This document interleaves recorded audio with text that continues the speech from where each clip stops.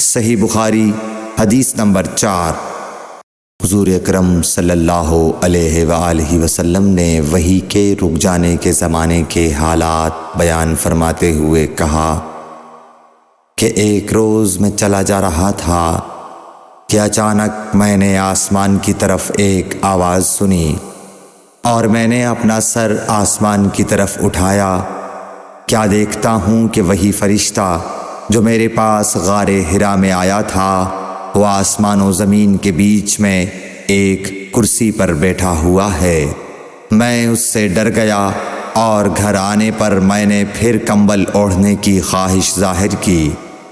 اس وقت اللہ پاک کی طرف سے یہ آیات نازل ہوئیں، اے لحاف اوڑھ کر لیٹنے والے، اٹھ کھڑا ہو اور لوگوں کو عذاب الہی سے ڈرا اور اپنے رب کی بڑائی بیان کر اور اپنے کپڑوں کو پاک صاف رکھ اور گندگی سے دور رہ۔ اس کے بعد وہی تیزی کے ساتھ پے در پے آنے لگی۔ صحیح بخاری حدیث نمبر 4۔